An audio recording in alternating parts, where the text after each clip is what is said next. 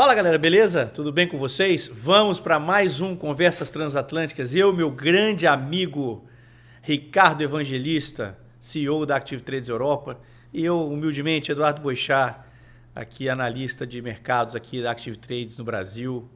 Vamos conversar aí sobre o que o mercado, como o mercado se comportou durante o mês de outubro e o que a gente espera que pode acontecer durante o mês de novembro. Né? Já é a sexta ou sétima edição, talvez? Eu não sei quantos meses nós já fizemos. Acho que a gente tem acertado mais do que errado, né? Grande Boixá, sempre um prazer estar de volta aqui contigo e com o resto da equipa aqui para a nossa troca de pontos de vista, tu de um lado do Atlântico, eu do outro, eu no hemisfério norte, tu no hemisfério sul, e assim fazendo esta triangulação vamos tentando entender os tempos interessantes que atravessamos e o impacto que isso tem nos mercados, na política, etc. Sempre um prazer enorme. É verdade, temos acertado algumas vezes, também outras se calhar não acertamos, mas dessas, devido à minha memória seletiva, não me lembro de não termos acertado.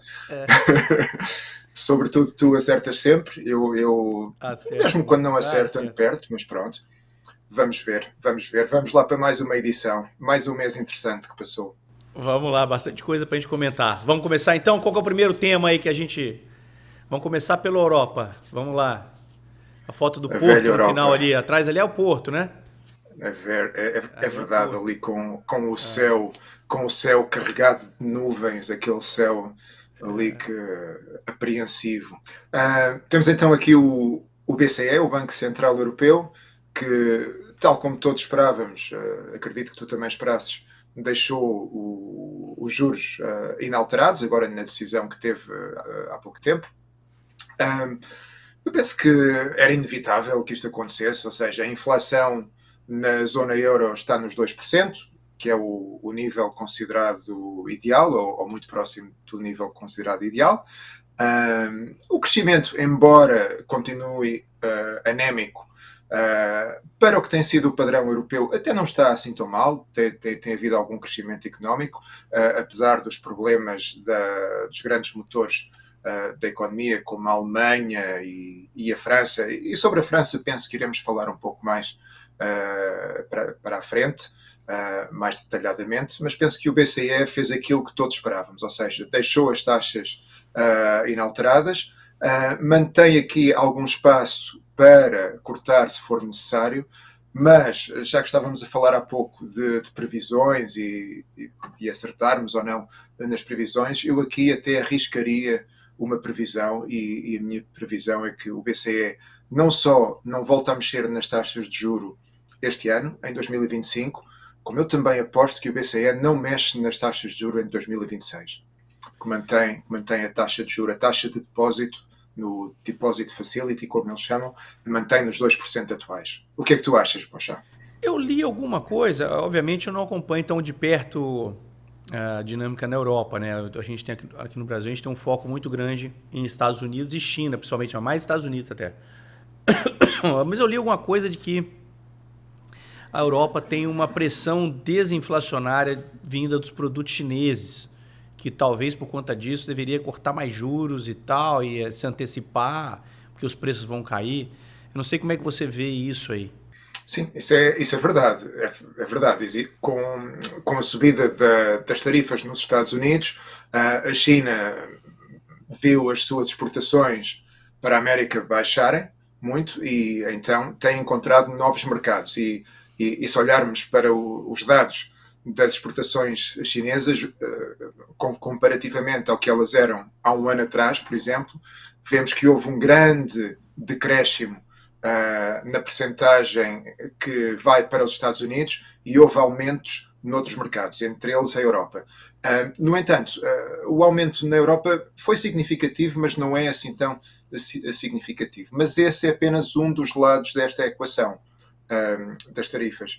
É verdade que com mais produtos chineses a serem direcionados para o mercado europeu, isso poderá criar pressões desinflacionárias, ou seja, pode contribuir para que os preços ao consumidor deixam. No entanto, existe uma outra situação aqui, e o que se verifica é que as compras dentro da zona euro sofrem um pouco com esta dinâmica das tarifas também, porque o que estamos a assistir é que o mundo está cada vez mais protecionista, e isto acaba por ter algum impacto. No entanto, é verdade que essa perspectiva de que uma maior entrada de produtos chineses na Europa, também a descida do preço dos produtos energéticos, do petróleo, do gás, etc., que contribuem muito fortemente para a situação da inflação na Europa, é verdade que isso poderá criar alguma pressão e poderia talvez justificar uma política mais expansionista do Banco Central Europeu. Mas eu penso que o Banco Central Europeu, neste momento, quer ter alguma pólvora, quer guardar a pólvora e mantê-la bem seca para poder usar numa situação mais apertada.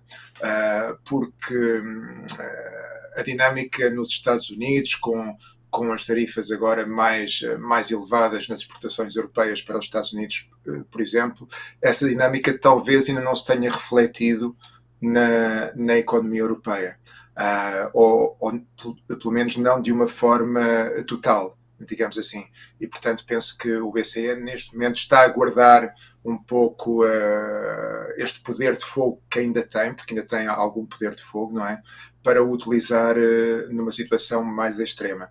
Até porque, e vamos falar mais à frente, não é? Até porque existe aqui um contexto geopolítico na Europa que também gera alguma apreensão e gera alguma incerteza. Portanto, eu penso que, e mantenho a minha aposta, apesar dessa questão do maior afluxo de produtos chineses, eu mantenho a minha aposta de que o BCE não vai mexer nas taxas de juros em 2026, a menos que aconteça algo muito inesperado.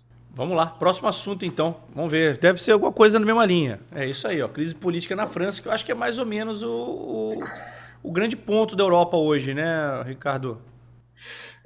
Então, a França está a se tornar um país muito difícil de governar. Tivemos o novo primeiro-ministro que foi indigitado pelo presidente Emmanuel Macron, que foi o primeiro-ministro Le Cornu. Esse primeiro-ministro, antes de tomar posse, demitiu-se, não é? Porque não conseguiu encontrar equilíbrios e consensos suficientes para formar governo.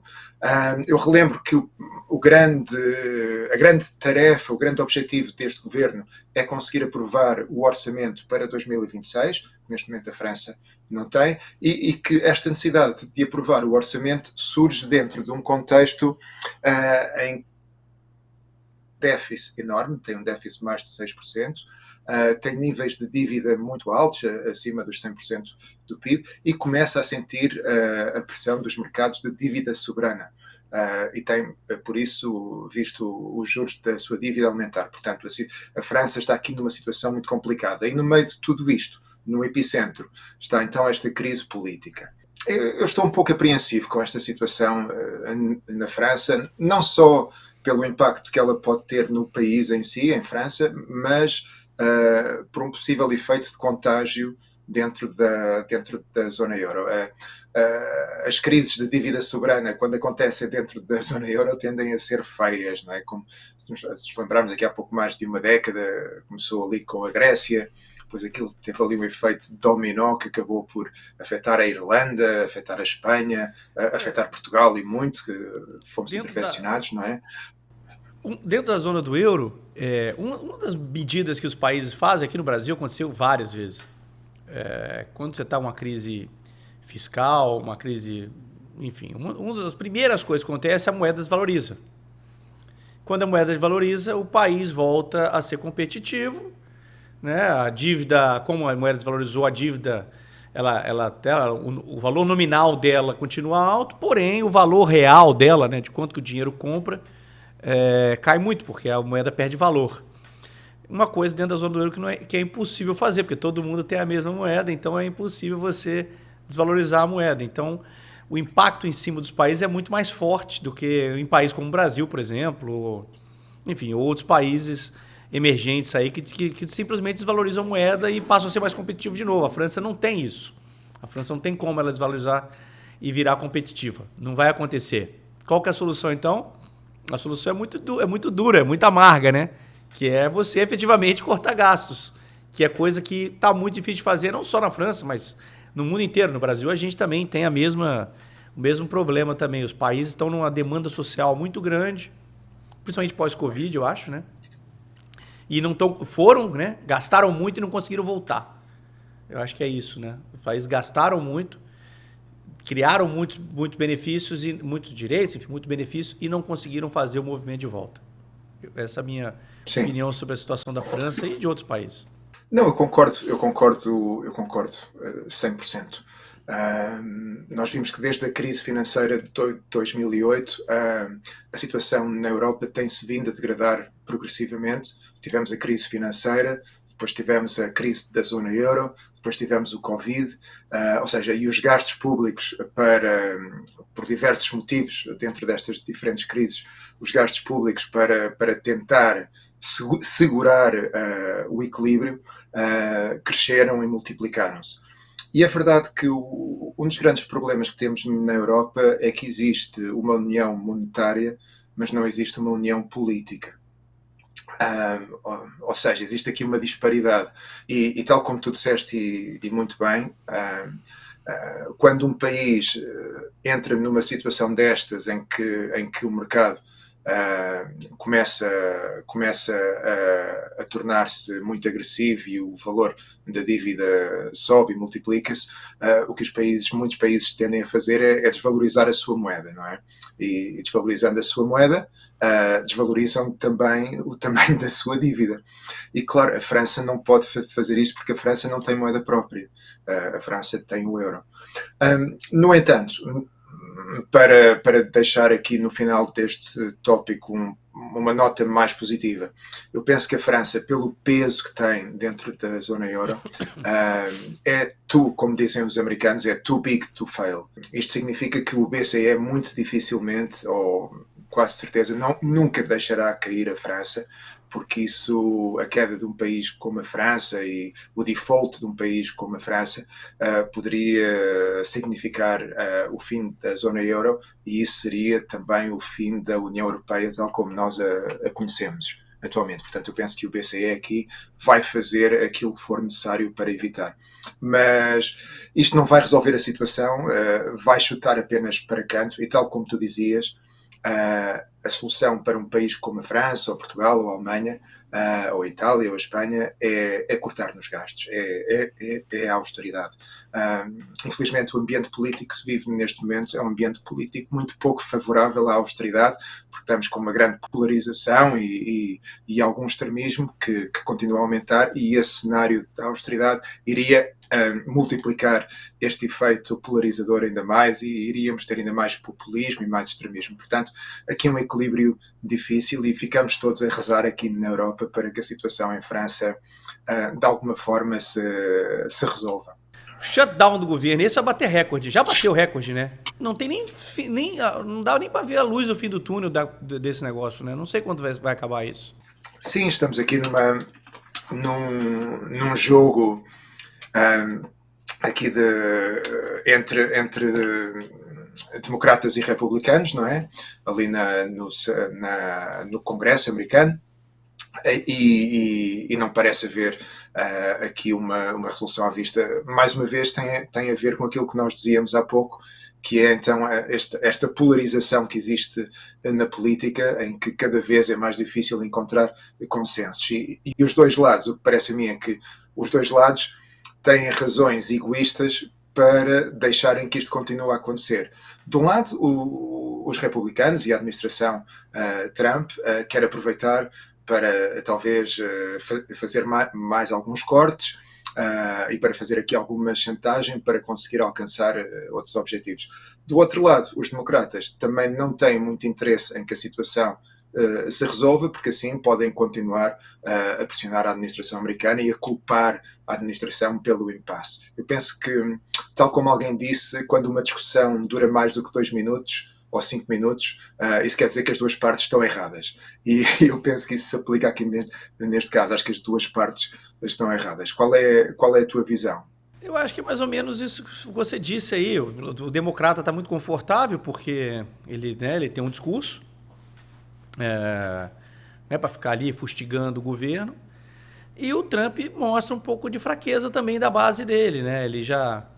Ele teve uma derrota também na semana passada com relação a uma votação no Senado lá com relação ao tarifaço aqui do Brasil, né? Com relação às tarifas aqui do Brasil. Ele perdeu. 4 republicanos foram dissidentes ali, se juntaram aos democratas que votaram em peso contra, e ele perdeu isso. No final das contas não fez muita diferença, mas mostra que existe uma dissidência pequena que seja, mas como lá tanto a Câmara quanto o Senado estão muito próximo ali, né? A divisão entre o democrata e o republicano é muito próxima. Qualquer republicano que troca de lado, obviamente, atrapalha a votação de projetos do Trump. Então, isso para mim demonstra que existe uma pequena dissidência. É normal, né? O governo vai perdendo popularidade à medida que o tempo vai passando. Porque uma coisa é você ser oposição e você ser a pedra, né? Você xinga, você reclama de tudo, você só aponta os erros.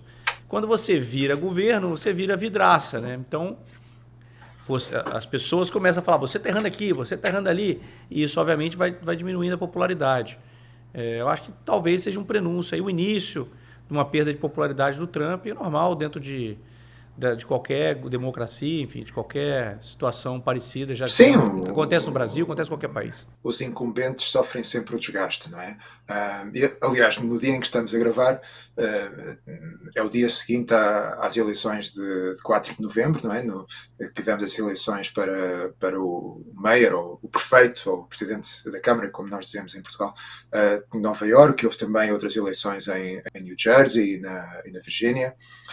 Houve também a divisão dos círculos eleitorais na Califórnia, que teve uma votação que caiu a favor dos democratas. Portanto, o Partido Democrata teve um dia de grande sucesso, e isso vai ao encontro do que tu dizias, do desgaste que o incumbente sofre, e é natural que isto continue a acontecer. Agora, aqui para nós que estamos nos mercados, o grande inconveniente que este shutdown do governo americano apresenta é não termos tanto acesso à informação, não é? Por exemplo, o NFP, o Non-Farm Payrolls, os dados do emprego, já não sabemos muito bem onde é que andamos, não é?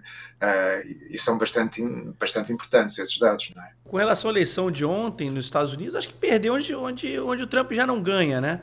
Mas eu estou muito curioso para ver o que vai acontecer em Nova York. Nós temos o Mandani, é o nome do rapaz, né, que ganhou lá. É o Mandani. Isso, ganhou a eleição para prefeito. Democrata, eu não posso falar de extrema esquerda, porque não existe extrema esquerda, só existe extrema direita, né? Então, com um discurso anti-Israel, anti-tudo, né? Anti-mercado, quer congelar os preços dos aluguéis, é um negócio interessante, quero ver mais uma vez os preços serem congelados, e mais uma vez vai dar errado se ele tentar fazer isso. Porque não tem como, o mercado é muito... Todo mundo que tenta brigar com a lei da oferta e da procura perde, né? Então, eu acho que mais uma vez ele vai tentar fazer isso. E tem um ponto interessantíssimo para a gente que é brasileiro aqui, que esse Mandani nada mais é do que o Guilherme Boulos dos Estados Unidos, poxa. Muito parecido, né? Do mesmo tipo de raciocínio. Foi candidato a prefeito em São Paulo na eleição do ano passado, né? No final do ano passado. E perdeu, né? Mas teve uma votação expressiva, principalmente nos bairros de classe mais alta, que eu acho que é mais interessante ainda, né? Na classe mais alta, esses caras normalmente têm mais votos. Eu acho isso muito interessante. Enfim, o cara ontem ganhou com votos, ele é de origem árabe, né? Ele é muçulmano, com um discurso de, poxa, vamos provocar intifada internacionalmente, né? Vamos espalhar a Revolução Islâmica pelo mundo inteiro, e ganhou com votos dos judeus. Eu achei muito interessante isso, e estou muito ansioso para ver os resultados do governo dele aí na prefeitura de Nova York nos próximos anos. Eu penso que a agenda de Zoran Mandani, o programa dele, é muito ambicioso, não é?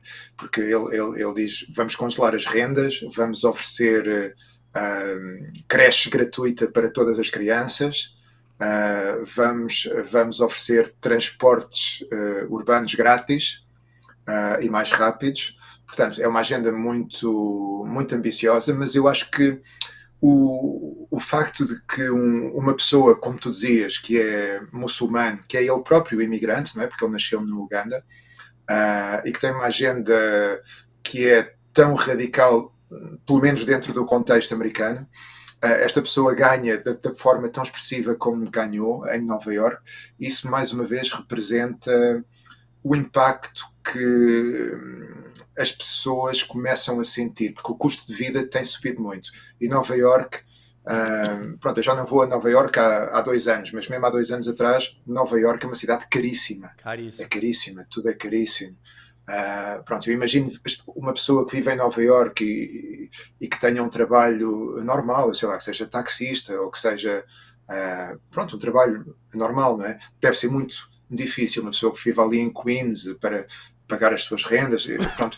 E eu acho que esta agenda populista de Zoran Mandani encontra muito eco, porque existe muito descontentamento, e eu penso que isso também é um problema que estamos a assistir na Europa, em que o populismo cada vez cresce mais, porque as pessoas estão muito descontentes, o custo de vida tem aumentado muito, a crise da inflação que tivemos a seguir ao Covid foi devastadora, e eu penso que nós ainda não encontramos uma solução, e se viermos agora com mais austeridade, eu penso que isto vai multiplicar ainda mais a atração que estes movimentos populistas e com agendas muito ambiciosas, mas de certa forma não muito realistas, que estes movimentos oferecem. Portanto, estamos aqui num momento delicado e vimos isso agora com esta eleição de um presidente da Câmara, de um mayor em Nova York, que tem uma agenda completamente radical dentro do contexto americano e que, tal como tu dizias, vamos ver se funciona ou não, mas eu também acho que vai ser muito complicado, não é? Vai ser muito difícil. Estou ansioso aí para ver, juro que espero ansioso os próximos anos aí. Eu acho que tem grande chance de Nova York virar uma coisa parecida com a Califórnia ali, com São Francisco, alguma coisa assim. Acho que o mercado financeiro, que já tinha um movimento claro de transferência para a Flórida, né, Miami, tem vários fundos de investimento. E para o Texas também, sim. Texas, enfim, esse movimento tende a se intensificar. Nova York vai deixar de ter mais receitas ainda, né? O cara que é rico, o cara que... Você vai lá, vou taxar o rico, né? Tive essa discussão aqui de manhã. Vamos taxar, os bilionários não deveriam existir, vamos taxar esses caras. Cara, ele não vai pagar esse imposto. Quando você tenta taxar o rico, ele vai para outro lugar. Né? O êxodo de bilionários eu penso que as duas grandes ideias que surgem neste momento e que são mais atrativas para os eleitorados são, por um lado, a ideia anti-imigração e a exploração do impacto da imigração, e do outro lado vamos taxar os ricos, vamos taxar a riqueza, ou seja, vamos taxar a renda. Vamos taxar a renda e não o trabalho. Pelo menos aqui na Europa é esse o discurso. Vamos taxar a renda e não o trabalho. É assim, eu acho que isso só vai funcionar se houver um movimento global em que não exista nenhum paraíso fiscal. Ou seja, a partir do momento em que existe um paraíso fiscal, mesmo que seja só um, não é? Em que existe um paraíso fiscal, pronto, isso vai já tornar muito mais difícil. É verdade que se nós olharmos para o crescimento da riqueza criada pela renda, eu sei lá, alguém que tenha um investimento há 10 anos já em S&P 500, por exemplo, a riqueza gerada por esse investimento cresceu a uma velocidade mais rápida do que têm crescido os salários. É inegável. Não é? É inegável. É inegável que o custo de vida se começa a tornar insuportável para algumas pessoas. É inegável. Portanto, isto é apelativo. No Brasil, a gente tem uma situação muito parecida. No Paraguai é do lado do Brasil aqui, faz fronteira com o Brasil e tal. O Paraguai é o país que mais cresce na América do Sul, deve ser um dos mais cresce do mundo.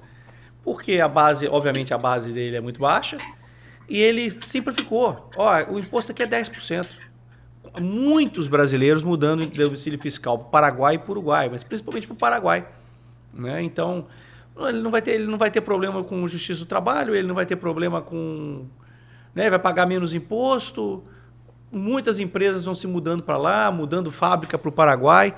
Tem o acordo de comércio com o Brasil, né, via Mercosul, ou seja, esse movimento tem se intensificado e eu acho que só vai aumentar. Quanto mais o governo brasileiro quiser taxar, mais gente vai embora. Já tem um êxodo muito grande para os Estados Unidos, muita gente foi embora para os Estados Unidos antes do Trump, né?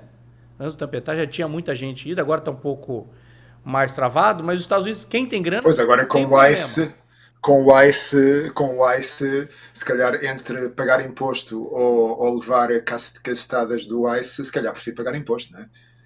Ou levar com o gás lacrimogéneo do ICE. Mas quem tem dinheiro é bem recebido. Só quem tem problema é que não tem dinheiro, mas o bilionário ele consegue. Ok. E em Portugal, a mesma história. Okay. Portugal, a mesma história. Muitos brasileiros indo para Portugal. É o visto gold. Sim. Nos Estados Unidos já foi muita gente. Para Portugal já foi muita gente. Acho que até esse movimento deu uma diminuída. Mas muitos brasileiros foram embora para Portugal. A gente está tendo um êxodo Se conversa com a classe média no Brasil, né, as pessoas... Eu sou classe média, né? As pessoas em volta da gente, o sonho de consumo de todo mundo é os filhos estarem fora. É ter a possibilidade de pagar a educação para os seus filhos fora do Brasil, ou a classe média geral que não tem capacidade de pagar essa classe média alta, né, que paga educação fora. O classe média normal quer ir embora do Brasil, quer morar no Canadá, quer morar nos Estados Unidos e quer ir embora, né? As melhores cabeças já foram, porque é mais fácil contratar as melhores cabeças.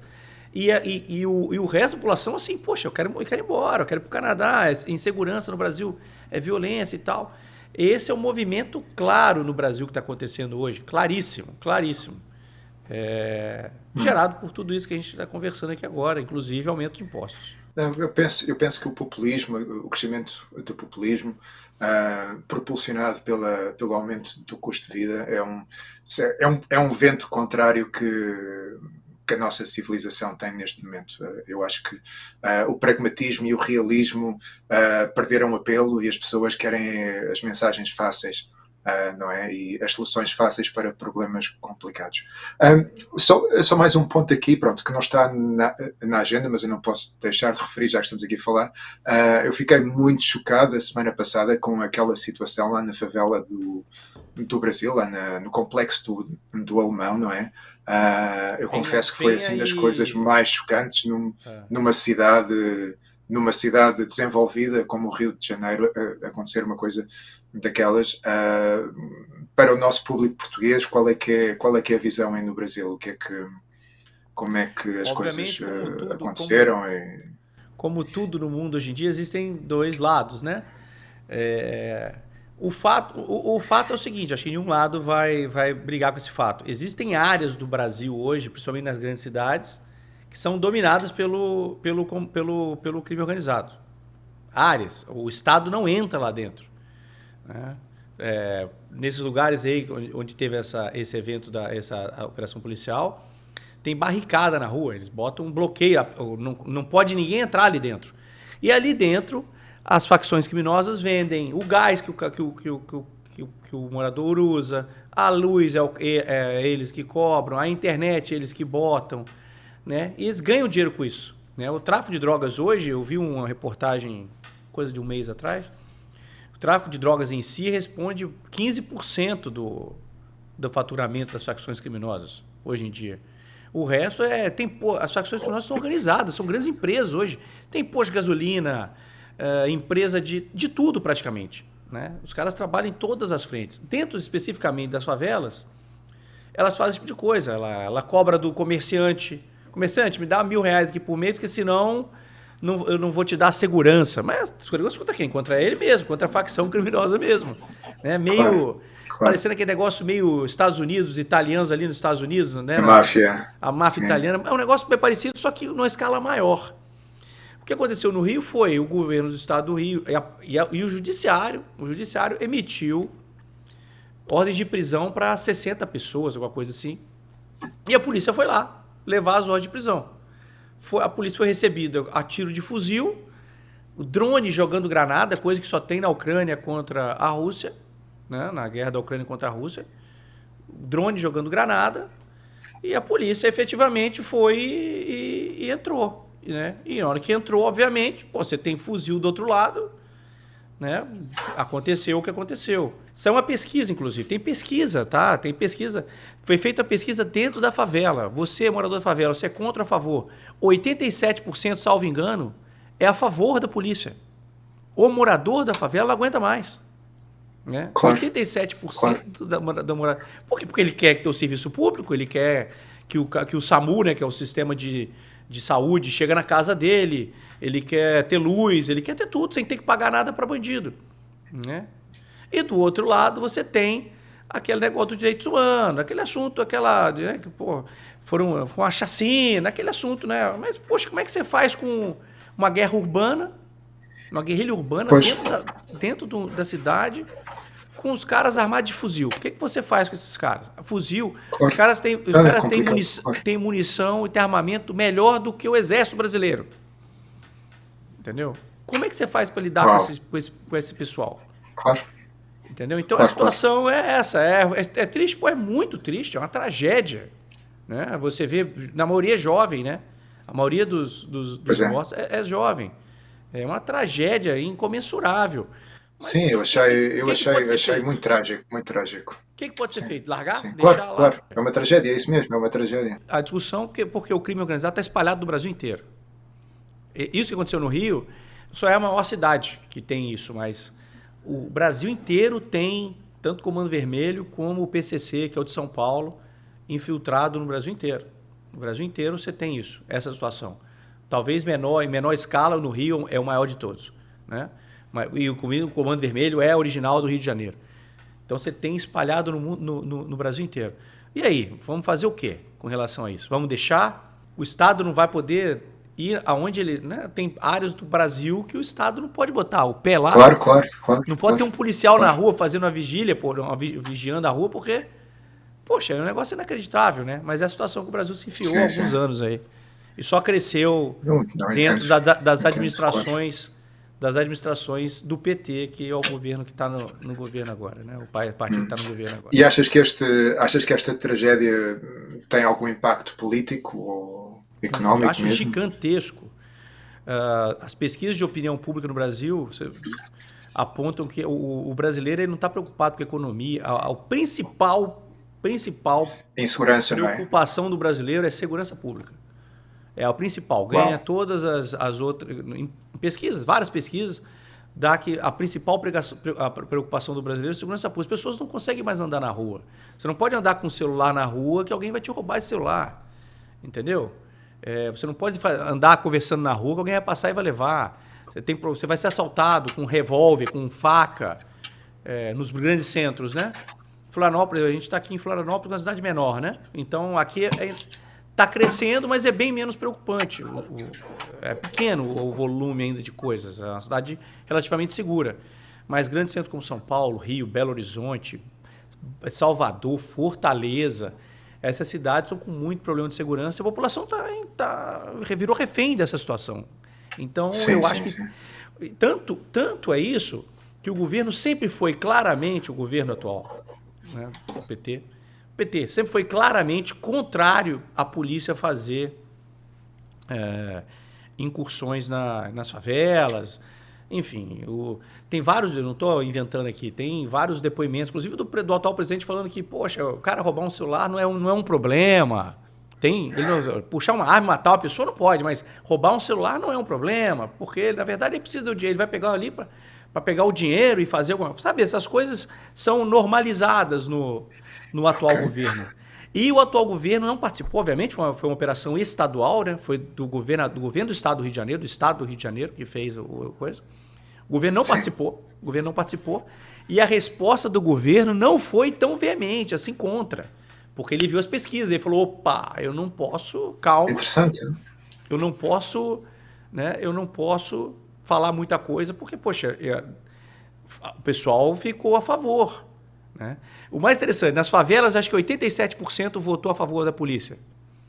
Nos bairros de classe alta, 55-45%. Ou seja, quem não vive dentro da favela, quem não vive aquela... Não, tem uma visão mais romantizada, tem uma visão romântica do negócio e não pode. Tá? Mas vai lá, poxa, mora lá. Fica lá no É, lugar que você não tem liberdade para andar na rua, você não tem liberdade para contratar um serviço de internet, tem que ser o que o crime organizado te vende. Vai lá, poxa, fica lá. um tópico que não estava Não na tá, agenda, mas acho que é um mas foi, tópico importante, e não é? foi Também recente, foi recente. É, para percebermos aqui a dinâmica no Brasil. é isso Se aí. calhar Vamos pro próximo avançamos para o ponto? próximo, se Vamos achares andar que a bem. gente já conversou bastante. Fed corta Vamos taxa andar, de vamos, juros. vamos. Fed corta Bom, taxa de juros. essa, É, o Powell essa deixo cortou, mas contigo. falou, opa. Powell cortou o último e falou assim, e aí, pessoal, vai ter mais, né? O Powell, não, calma, vamos aguardar. Não garanto que a aposta vai ter. Eu acho que o mercado teve acho que um Sim, pouco da sim, piora sim. do mercado, né, nesses Ali o últimos dólar, dias, enquanto o nós dólar estamos subiu gravando um aqui. bocadinho, não é? Eu acho que foi É, a mudança do discurso. Assim como o mercado melhorou muito o discurso de foi. corte de juros, acho que agora, opa, Sim. peraí, talvez qualquer Não, foi correção, uma mas eu acho que é grande. mais ou menos isso, né? Sim, sim, foi um grande impacto. E vimos aqui uma subida forte do dólar, uma correção muito significativa no ouro, por causa desta subida do dólar. E até estamos a assistir, até podemos dizer que, de certa forma, até houve aqui uma queda no apetite pelo risco, que eu acho que foi motivada, por um lado, pelo discurso mais agressivo do Powell, a deixar dúvidas sobre um corte agora em dezembro, e por outro também pelo que é agora o tópico da moda nos mercados, que é a bolha da inteligência artificial. Será que temos a bolha da inteligência artificial? Será que a bolha da inteligência artificial Que vai tem, rebentar? né? Só quero saber se ela Sim, vai mas estourar. será que vai rebentar? Será que ela vai estourar?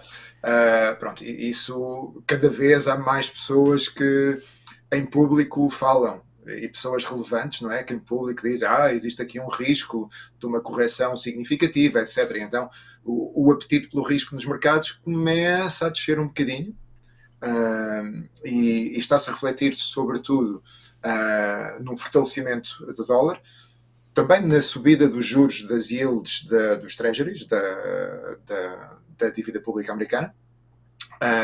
E penso que há algumas quedas que já estamos a ver no Nasdaq, no S&P, portanto, alguma perda de apetite pelo risco, que de certa forma podemos também atribuir ao Jerome Powell. Não sei se concordas.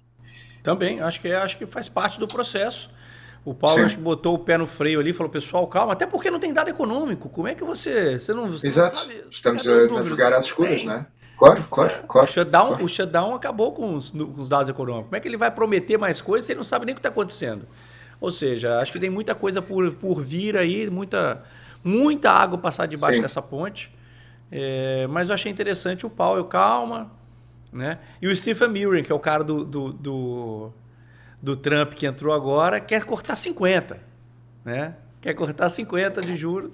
Tá muito interessante esse debate dos extremos dentro do Banco Central americano. bom, Tem muita ele foi coisa para para lá, acontecer até ele o foi final para do ano. lá Ele foi para Foi lá, lá o para Stephen fazer Mirren isso. foi para lá com uma missão, não é? É, Ele tem a missão, ele é tem que isso, fazer o trabalho dele, não, é isso aí. pode, É não isso aí. pode ficar calado.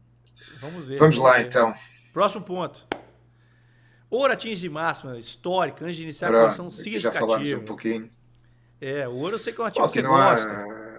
Pá, teve uma subida muito forte durante este ano, ainda está com uma subida fortíssima este ano, motivado aqui pela turbulência geopolítica, motivado pelo enfraquecimento do dólar no longo prazo este ano, devido às políticas,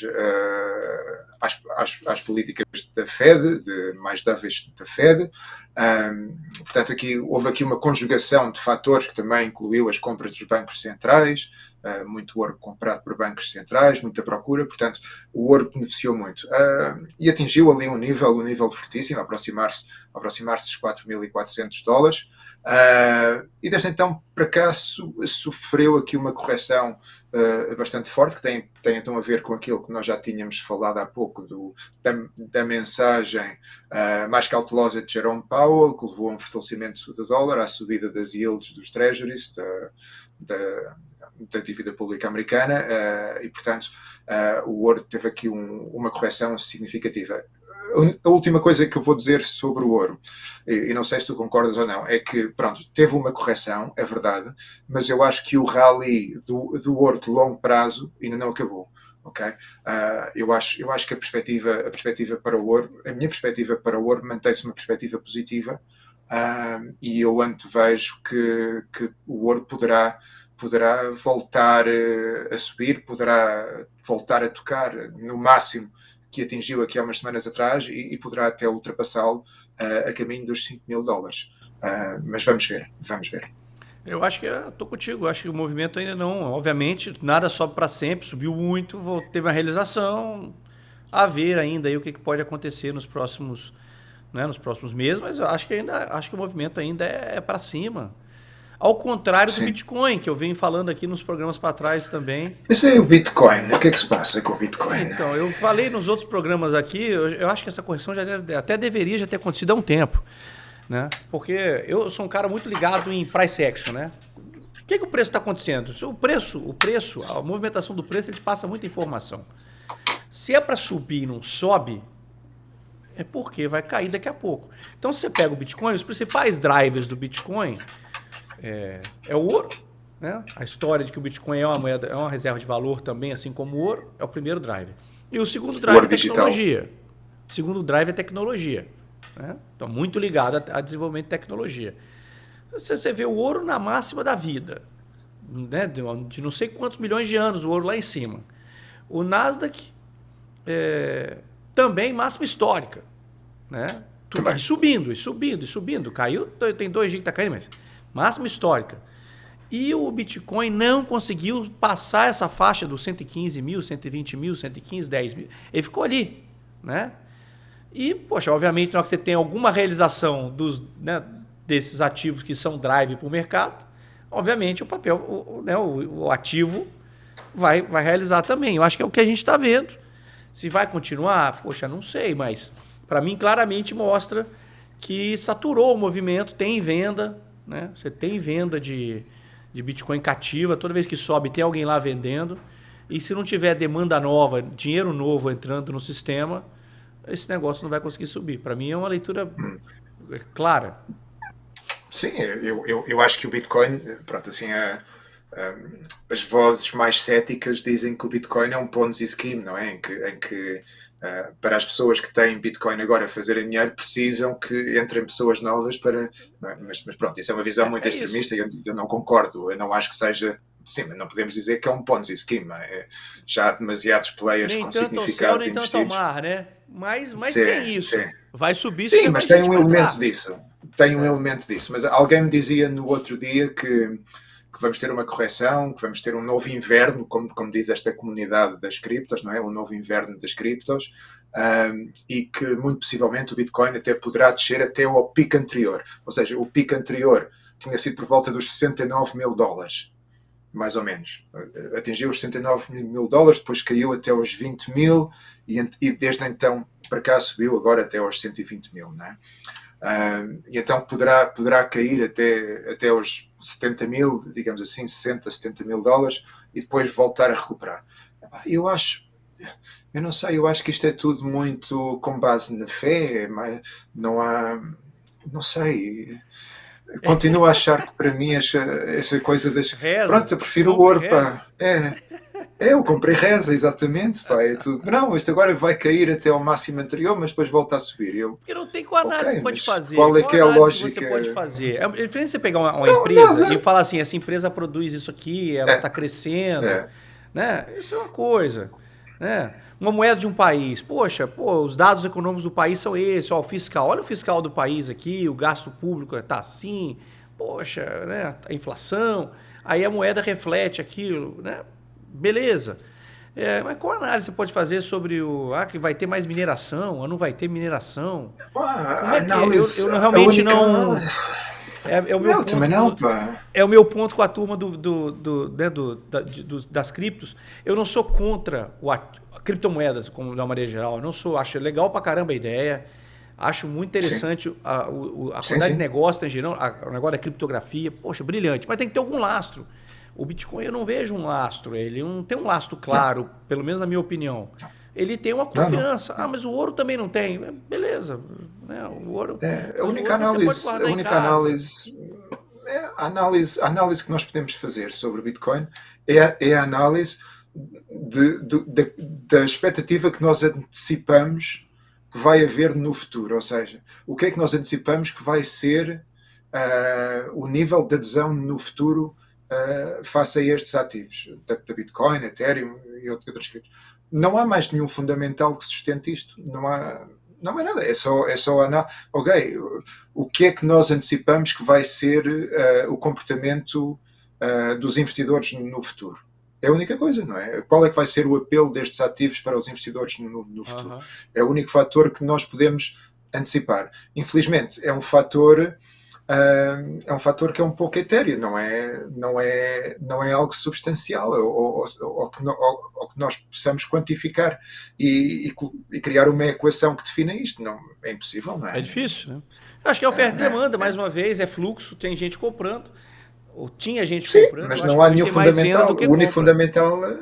O único fundamental é o apetite das pessoas por este tipo de ativos. E o que é que nós achamos que vai ser, qual é que nós achamos que vai ser o nível de apetite por estes ativos no futuro? É o único fundamental que podemos analisar. Não? Acho que é mas pronto, perdoem-me aqui os seguidores dos criptos. Será também um pouco ignorância minha e, por favor, corrijam-nos nos comentários. Vamos avançar. Próximo, mais um aí, Adilson. Agora chegou Brasil, falamos mais país maravilhoso. Apetite por risco ajuda ativos brasileiros, acho que é mais ou menos isso, né? O mundo inteiro nas máximas, a gente também foi para as máximas aqui. Tanto ações quanto, né, tanto Ibovespa, o EWZ em dolarizado também foi para a máxima de bastante tempo, não está na máxima histórica, mas foi para a máxima de bastante tempo. E a moeda, né? A moeda também, o real também caiu bastante, ou melhor, o dólar caiu contra o real, né? Chegou numa faixa ali que eu acho que é o grande ponto, que é esse 5,30, 5,35.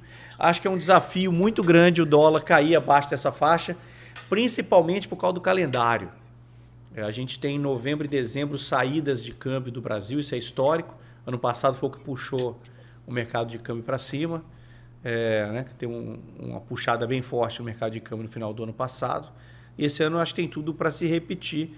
Eu acho que o calendário é o grande problema para o dólar real nesse momento.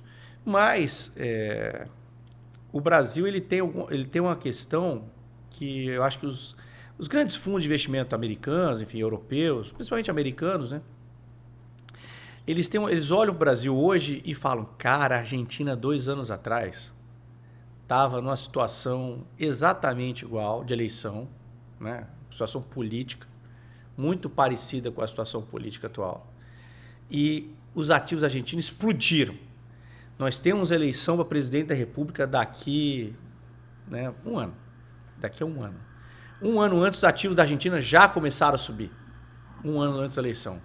E o Milei, o atual presidente, acabou ganhando com uma margem pequena. Eu acho que a eleição do Brasil vai ser parecido por isso. Vai ganhar com uma margem pequena também. Independente de quem seja o candidato, eu acho que nesse momento o governo é favorito. Não, na minha opinião, o governo é favorito porque ele tem a máquina. Ele vai gastar dinheiro ano que vem, né, e vai distribuir dinheiro. E é muito difícil você ganhar uma eleição contra o governo que tem a máquina, né? É muito difícil ganhar a eleição. Isso no Brasil aconteceu dezenas de vezes. Dezenas de vezes é muito, né? Mas desde que o PT entrou, o PT perdeu uma eleição só. Uma eleição só o PT perdeu, que foi no auge da crise do Lava Jato, com todo mundo do PT preso, né? Foi a única que eles perderam. Então, desde 2002. Eu acho que mais uma eleição, mais do mesmo. Acho que o governo vai botar muito dinheiro na economia, vai tentar levar essa eleição, ganhar a eleição, está tentando aumentar impostos para arrecadar dinheiro para poder distribuir, para poder... Né? É uma compra de votos, mais ou menos, né? Mais ou menos, não dá para botar entre aspas aqui, uma compra de votos. Acho que vai acontecer de novo, acho que o governo é favorito. Mas será 51-49, 52-48, para qualquer lado. Se o outro lado ganhar, também. Mas vai que o outro lado ganha. Entendeu? Se o outro lado ganhar a eleição no Brasil e o candidato for minimamente, se for o Tarcísio de Freitas, que é o governador de São Paulo, se for o Zema, que é o governador lá de Minas Gerais, se for o Ratinho Júnior aqui, que é o governador do Paraná, aqui pertinho de onde a gente está, se um desses 3 caras for o candidato e ganhar a eleição, aí eu acho que o Brasil tem... Eu não acho que vai consertar os problemas do Brasil, longe disso, mas eu acho que tem muito espaço para o mercado andar. A Bolsa está 150 mil pontos, cara, vai para uns 250 mil, vai subir 40%, 50%, Uau. vai pelo menos. Eu acho que o movimento é muito relevante caso a oposição ganhe, né? Porque o grande problema do Brasil é fiscal. Se você atacar o problema fiscal, o grande problema do Brasil do ponto de vista de mercados, que é o nosso programa aqui, né? Sim, sim. É o problema fiscal. Se o governo entrar e atacar esse problema minimamente, e eu acho que esses 3 caras atacariam esse problema, aí, cara, acho que tem muito espaço para tudo ser reprecificado. Então é um binarismo ali, sabe? E se? E se? E nesse e se o mercado vai subindo, eu acho. Entendido, entendido. Vamos então ficar aqui muito atentos às movimentações à medida que nos aproximamos da Eu acho que eleição, só teremos o sabendo nome do que... candidato até fevereiro, março. Nós teremos um candidato só em março. Certo. Mas o Bolsonaro ainda pode ser candidato? Eu pensava que ele já não pode agora. No Brasil, até o passado é incerto. O Lula, O atual passado é presidente, incerto. ficou preso 500 dias, sei lá, cancelaram todo o Excelente. processo dele, não existe mais nada. Pode ser candidato. Ele foi candidato e ganhou a eleição. Então, pode ser que aconteça tudo de novo. Tudo é possível, tudo é possível. Né? Acho que não vai acontecer, acho que o Bolsonaro não vai participar dessa eleição, né? Mas até o último minuto ele vai tentar participar de alguma forma. Vamos aguardar, vamos ver o que vai acontecer. Ações de bancos e vários são as mais beneficiadas. No Brasil, o banco vai sempre ganhar dinheiro. Eu trabalhei em banco 10 anos aqui no Brasil. O banco vai ganhar dinheiro em qualquer situação. Se o juro subir, se o juro cair, se o Brasil crescer, se o Brasil não crescer, em qualquer situação, os bancos vão ganhar dinheiro porque eles são mais preparados, eles têm mais acesso à informação. Eles aprenderam. O Itaú, por exemplo, para mim é a melhor empresa do Brasil. É o melhor grupo econômico, né? Porque o Itaú não é só o banco, né? Ele tem outros negócios também. Saiu o resultado, inclusive, agora. Resultado fantástico. 11 bilhões de reais de lucro em 3 meses do banco. Com carteira de crédito, com poucos problemas de inadimplência na carteira de crédito. O Bradesco, por exemplo, teve um resultado menor, 3 ou 4 bi, com problemas na carteira de crédito, né? Aumentou a provisão lá de devedor duvidoso, né? O PDD. Bradesco não, Bradesco tranquilo, navegando, tocando firme. Então o banco vai ganhar dinheiro, mal administrado, bem administrado, e vai ganhar dinheiro no Brasil. E Vale, para mim, que fez um movimento nos últimos 60 dias impressionante.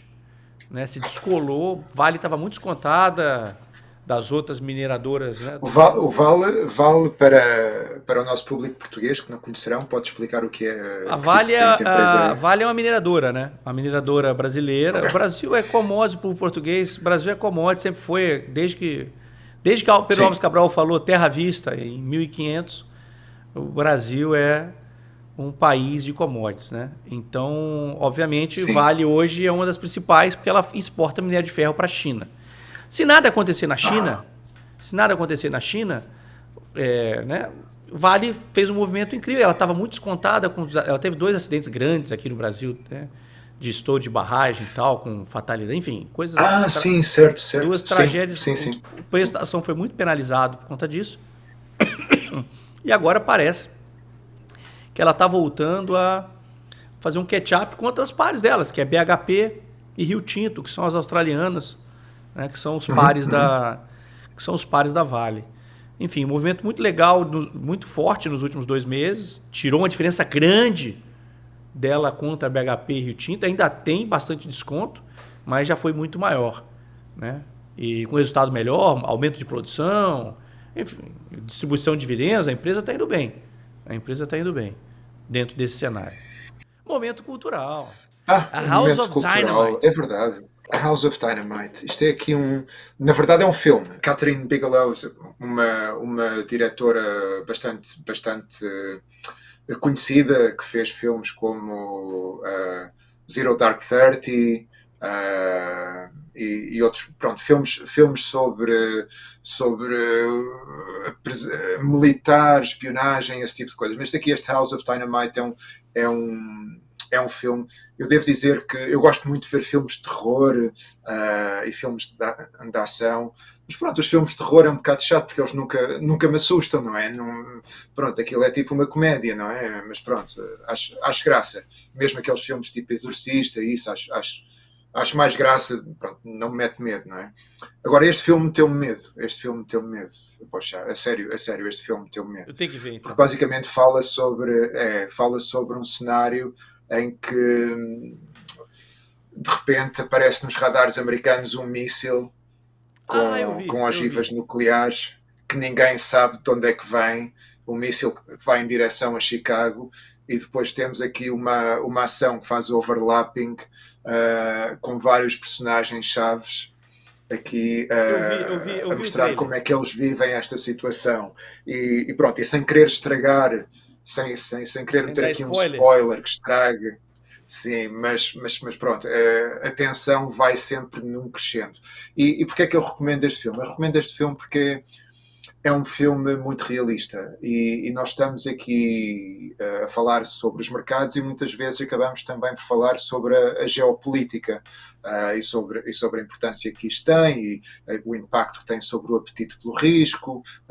Pronto, a geopolítica é um fator muito importante para quem segue os mercados financeiros. E eu acho que este filme é um filme que nos relembra qual é a verdadeira importância da geopolítica. E a importância da geopolítica hoje em dia é uma importância existencial para nós. Porque nós falamos aqui, mais risco, há menos risco, mas não nos podemos esquecer que estamos aqui sentados num barril de pólvora, porque temos aqui potências com arsenais nucleares que são suficientes para nos mandarem de volta para a idade da pedra, ou pior.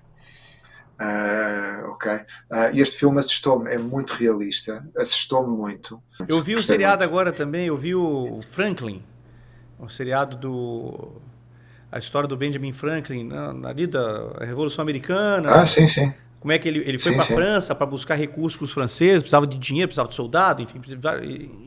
Uma série, achei interessante, não só por esse fato, mas também pelo cotidiano, né, de como é que as pessoas, a função do rei, enfim, um mundo totalmente diferente do que a gente vive hoje. Achei interessante também. E vi um capítulo que me pegou de uma série chamada Disclaimer. Vi o primeiro capítulo, estou ansioso para ver também na Prime Video ou na Apple. Eu vi está dentro da Prime Video, eu tenho a Apple dentro da Prime Video. Então eu vi essa série Disclaimer, também me pegou também. Estou ansioso para ver o segundo capítulo. Vou tentar ver hoje. Muito bem. Muito bem. Mais um momento cultural com Bochá. Obrigado por mais essa discussão nossa aqui, a discussão sadia, que a gente chega a pontos, às vezes concordamos, discordamos, mas temos pontos de vista interessantes que você traz aí do que acontece principalmente na Europa e a visão do europeu frente aos fatos que acontecem não só no Brasil, mas nos Estados Unidos, no mundo, né? Enfim, obrigado por mais esse programa. Não, eu aqui agradeço, como sempre, adoro fazer este programa e aprendo sempre bastante contigo e é sempre uma discussão, como tu disseste aí, com umas trocas de pontos de vista em que nem sempre partimos do mesmo sítio, mas é sempre uma discussão aqui sustentada e equilibrada, portanto aprendo sempre muito e espero que as pessoas que estão a ver e a ouvir que também aprendam alguma coisa e que gostam e vão deixando aí nos comentários as vossas mensagens que nós tentamos responder. É isso aí. Vamos que vamos. Vamos para mais. Abraço, professor. Grande abraço. Falamos no mês que vem de novo.